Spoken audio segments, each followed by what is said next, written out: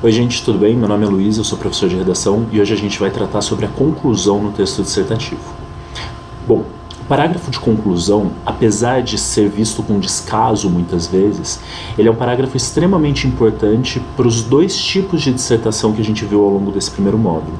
Tanto aquela que tem por disposição a disposição de um cientista social, quanto aquela em que a disposição-chave é a disposição política.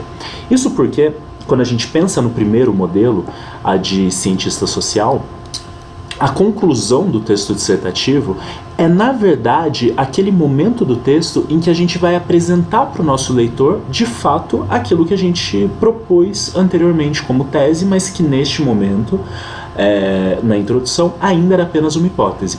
O que eu quero dizer com isso? Se a gente se lembrar daquela discussão da nossa primeira aula, em que eu falei que o trabalho do escritor de uma dissertação é relativamente similar ao trabalho de um cientista, talvez isso fique um pouco mais claro. Um cientista começa lançando uma hipótese a respeito de um tema qualquer, aí ele, usando de uma metodologia específica, produz evidências, analisa, observa a realidade, faz alguns experimentos, algumas entrevistas, e ao final disso tudo, depois de refletir sobre todos os resultados conseguidos ao longo desse processo, ele verifica se aquela hipótese inicial de fato era válida ou se não era. Se não era, ele a descarta e busca outra hipótese de trabalho, ou então, se ela for válida, ele chega finalmente àquilo que se configuraria como uma tese. Na dissertação do vestibular, a gente não tem todo esse tempo, portanto, a gente apresenta o nosso posicionamento, o nosso ponto de vista na introdução, como se ele já fosse uma tese. Mas, na verdade, ele só vai se configurar como uma tese cabível depois de argumentada, depois de a gente conseguir mostrar para o nosso leitor qual foi o caminho do nosso raciocínio até chegar a ele. Então, a conclusão, ainda que apareça no final, é de fato esse momento em que a gente valida a nossa tese de trabalho.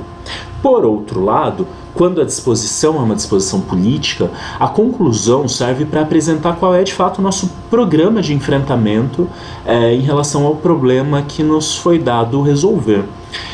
Ou seja, também não é um parágrafo qualquer, também não é um parágrafo desprezível. Então, o intuito da aula de hoje vai ser identificar esses dois modelos de conclusão, perceber o que eles têm de similar e ao mesmo tempo de diferente, e nesse processo a gente vai aproveitar para fazer uma micro-revisão de tudo que foi colocado até agora. Para isso, vamos recorrer à lousa. Então, para a gente fazer isso, eu peguei uma proposta de redação, cujo intuito era a produção de uma dissertação que tratasse das relações entre a história e a identidade, e a gente vai analisar dois textos feitos a partir desse tema. Um com uma disposição de cientista social e outro com uma disposição política. Vamos à primeira delas, cujo título é Oblíqua e Dissimulada. Primeiro parágrafo. Os olhos de cigana, oblíqua e dissimulada de Capitu nos chegam por meio da história contada por Bentinho. Na obra Dom Casmurro, o narrador de Machado de Assis, ao contar a história de sua vida, descreve sua esposa como uma adúltera sórdida. E como se defende a personagem? Não sabemos. A única letra que lemos é a de seu marido. A única versão dela que temos é um espelhamento do próprio Bentinho. Talvez tal efeito não se limite ao campo das ficções. Quando não são todos que podem contar a história, narrar as memórias, elas tendem a se tornar convergentes a quem o pode. As identidades formadas a partir daí, por consequência, são reflexos de quem segura a pena.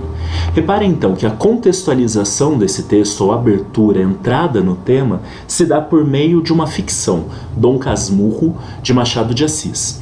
Depois vem a tese, que prevê tratar do seguinte: quando não são todos que podem contar a história, narrar as memórias, elas tendem a se tornar convergentes a quem o pode, ou seja, o primeiro parágrafo argumentativo precisa dar conta dessa relação de poder assimétrica no contar a história, e o segundo parágrafo vai precisar explicar pra gente como que as identidades formadas a partir da história, nesse sentido, acabam sendo reflexo de quem contou a história e não exatamente de tudo que poderia ter acontecido ou de tudo que as pessoas poderiam ser.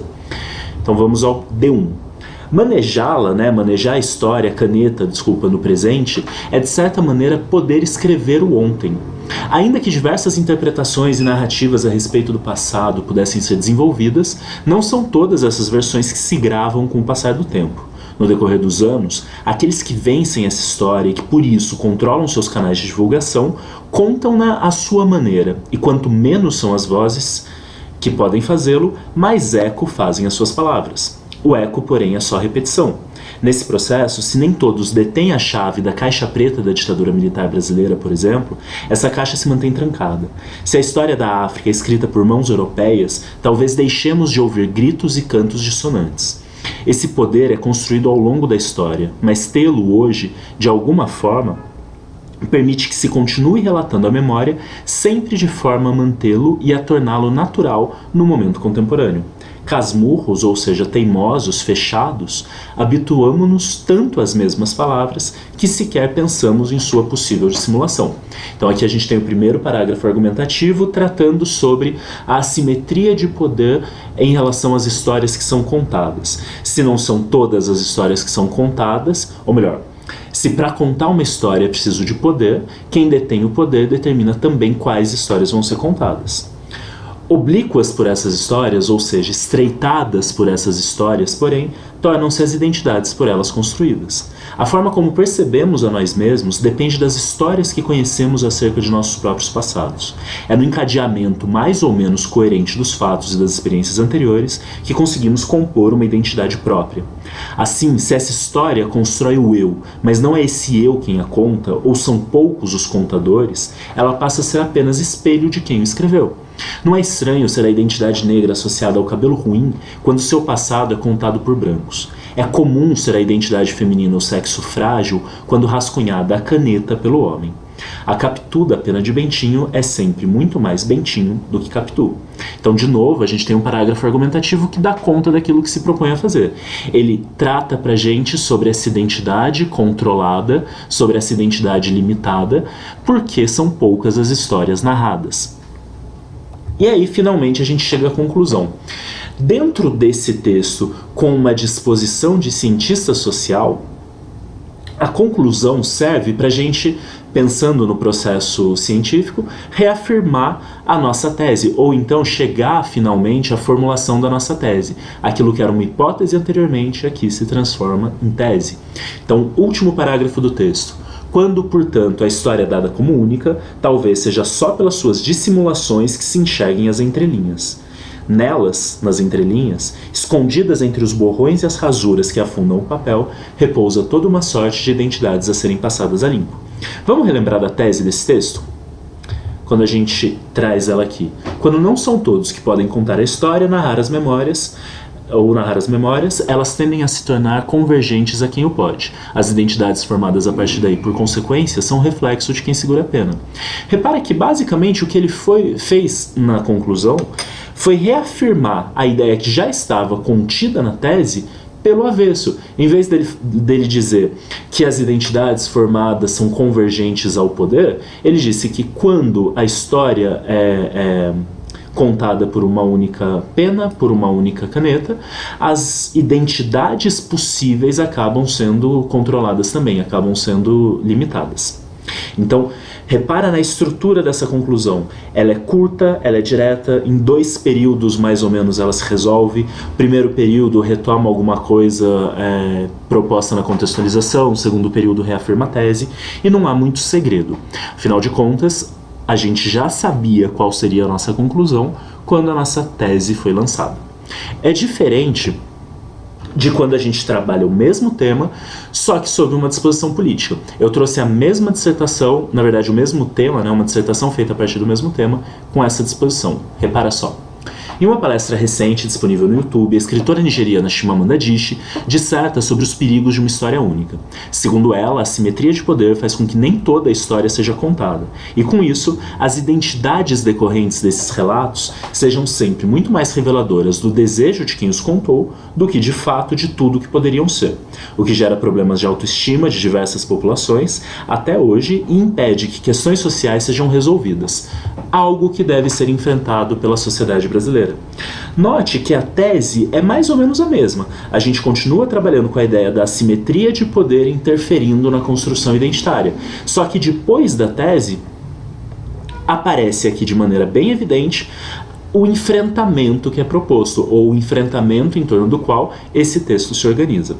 Isso caracteriza uma redação Enem, isso identifica pra gente uma redação com uma disposição política sendo escrita. Desenvolvimento. Quando é só a uma versão do passado que se tem acesso, nesse passado já não se mexe. Ainda que a história tenha muitas versões, ainda que se possa interpretar o presente a partir de causalidades distintas, é apenas a versão dos vencedores que se fixa.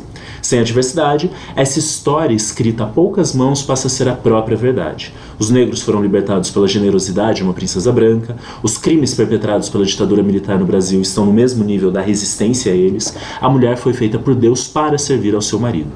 As vozes dissonantes da história oficial nesse contexto são apenas teoria da conspiração ou mimimi. Então repara que aqui, de uma maneira um pouco mais objetiva, a gente está tratando sobre a assimetria de poder ao contar a história. É o mesmo foco do D1 do texto anterior, só que realizado de uma maneira mais objetiva. Do segundo parágrafo, o efeito disso é a naturalização das opressões decorrentes da versão única da história. Por um lado, a opressão aos negros, às mulheres, aos homossexuais, por exemplo, não é entendida como uma dívida historicamente construída e que, enquanto não for paga, perpetuará as desigualdades. Por outro, quando não se conhece outras versões da história, quando não se conhecem, aqui tem um problema de gramática, outras versões da história, não se problematiza o passado. O descaso em relação a punições, as afrontas aos direitos humanos durante o período militar no Brasil nos trouxeram a um presente em que esses direitos continuam não sendo respeitados e, mais do que isso, grupos já se arranjam para, valendo-se de uma democracia conquistada a muito sangue, pedir a volta do autoritarismo. Sem conhecer o passado, estamos condenados a repeti-lo.